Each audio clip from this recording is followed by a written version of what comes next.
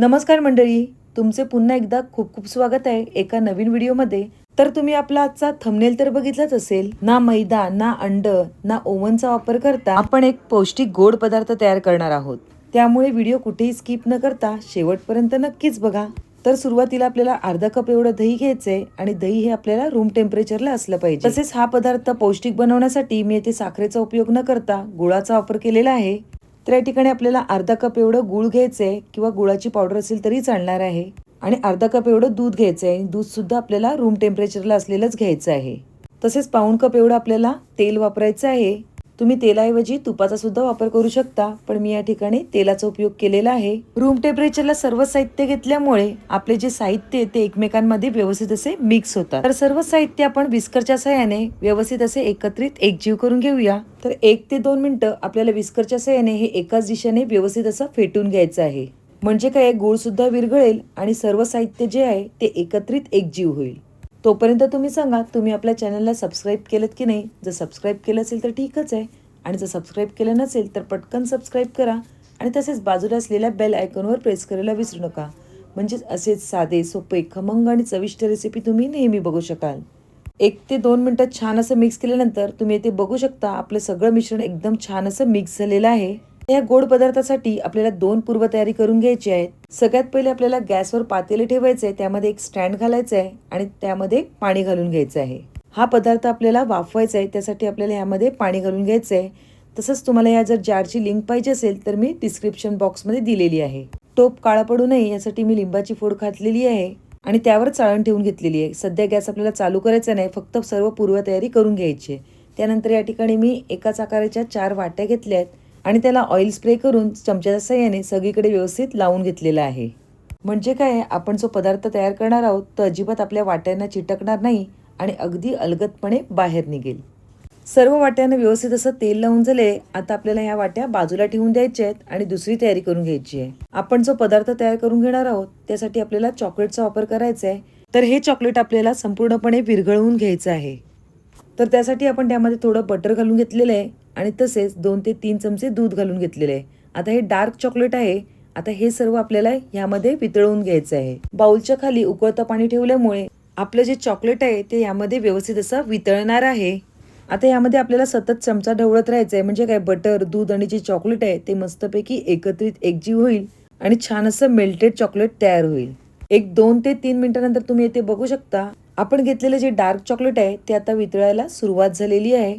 ते आता पूर्णपणे आपल्याला वितळवून घ्यायचं आहे. म्हणजे काय, आपल्याला सतत त्यामध्ये चमचा ढवळत राहायचं आहे. तुम्ही इथे बघू शकता खाली पाण्याला छान उकळ सुद्धा आलेला आहे आणि आपलं चॉकलेट सुद्धा व्यवस्थित असं वितळलेलं आहे. वाव, दिसायला तर खूप छान दिसतंय. आता आपल्याला हे थोडंसं घट्टसर व्हायचं आहे. त्यासाठी आपण हे फ्रीझरमध्ये थोडंसं घट्ट होण्यासाठी ठेवायचं आहे.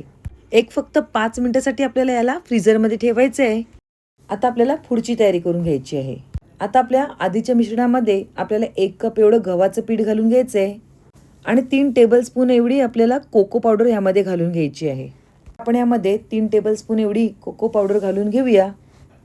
खरंच तुमचा विश्वास बसणार नाही एवढा पौष्टिक गोड पदार्थ आपण या ठिकाणी तयार करणार आहोत. या ठिकाणी अजिबात आपण येथे मैद्याचा वापर केलेला नाही आहे. तसेच साखर न वापरता गुळाचा सुद्धा वापर केलेला आहे.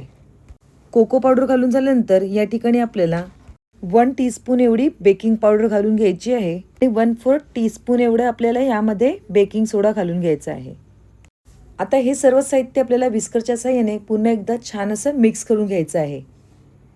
तर ते आपण एकदम व्यवस्थित असं मिक्स करून घेऊया. तर या ठिकाणी आपण यामध्ये बेकिंग सोडा आणि बेकिंग पावडर घालून घेतलेली आहे.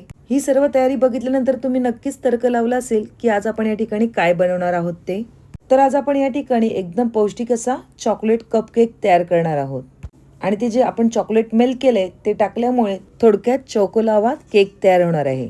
बेकिंग पावडर आणि बेकिंग सोडा घातल्यामुळे आता रिॲक्शन व्हायला स्टार्ट झालेली आहे. आता काय करायचंय, आणि तुम्ही येथे बघू शकता आपलं बॅटर सुद्धा एकदम परफेक्ट असं तयार झालेलं आहे. आपल्या बॅटरची कन्सिस्टन्सी अगदी परफेक्ट एवढी असली पाहिजे. आता या ठिकाणी आपण चाळणीवर 4ही वाट्या ठेवून घेतलेल्या आहेत. अजून आपण गॅस या ठिकाणी चालू केला नाही आहे.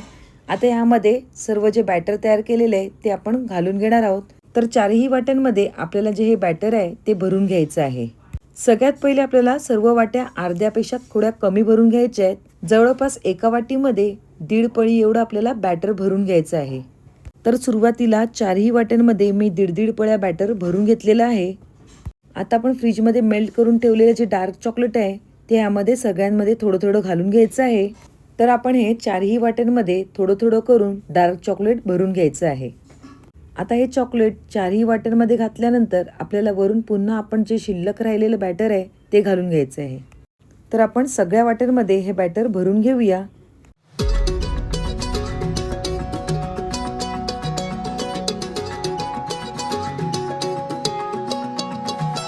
तर या ठिकाणी सगळ्या वाट्यांमध्ये आपलं हे बॅटर भरून झालेलं आहे.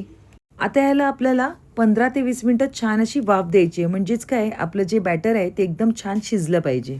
तसेच आपल्याला एकदम संपूर्ण वाट्या भरून बॅटर भरून घ्यायचं नाही, नाहीतर केक फुलायला जागा राहणार नाही. आता या ठिकाणी आपल्याला 15 ते 20 मिनिटं छान अशी वाफ काढून घ्यायची आहे. 15 ते 20 मिनिटांनंतर आपण बघून घेऊया आपले मिनी चॉको लावा केक तयार झालेत की नाही.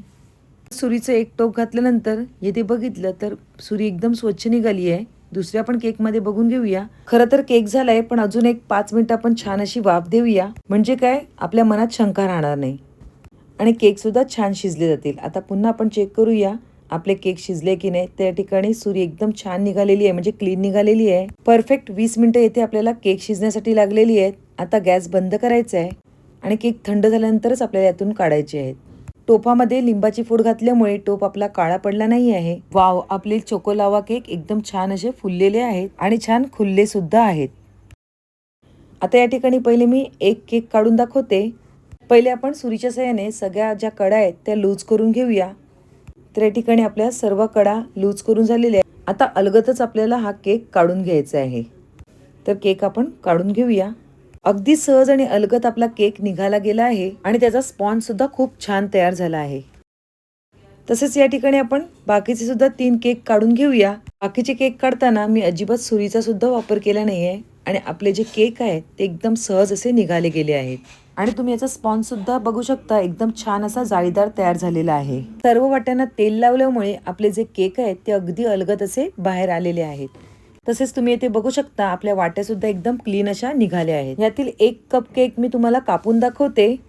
तर कप केक कापल्यानंतर तुम्ही येथे बघू शकता आपला एकदम चॉको लावा केक परफेक्ट असा तयार झालेला आहे आणि त्याचा स्पॉन्ज सुद्धा एकदम सॉफ्ट असा झालेला आहे. चॉकलेट वितळवून टाकल्यामुळे त्याचं टेक्स्चर सुद्धा खूप छान असं दिसत आहे. तर इथे आपला परफेक्ट असा चॉको लावा केक तयार झालेला आहे. तसेच तुम्ही याचा स्पॉन्ज सुद्धा बघू शकता, एकदम छान असा याचा स्पॉन्ज तयार झालेला आहे. ना अंड ना मैदा आणि बिना ओव्हनचा आपला एकदम छान असा पौष्टिक केक येथे तयार झालेला आहे. तर नक्कीच तुम्ही सुद्धा तुमच्या घरी अशा प्रकारे चॉको लावा केक तयार करून बघा आणि नक्कीच तुम्हाला ही माझी रेसिपी आवर्जून आवडेल. तर तुम्हाला माझी आजची रेसिपी कशी वाटली नक्कीच कमेंटद्वारे कळवा. रेसिपी आवडली असेल तर पटकन एक लाईक करा आणि तसेच तुमच्या फ्रेंड्स आणि रिलेटिव्हजला आपली ही लिंक शेअर करायला अजिबात विसरू नका. पुन्हा एक नवीन रेसिपी घेऊन येऊया. तोपर्यंत बाय बाय. थँक्यू.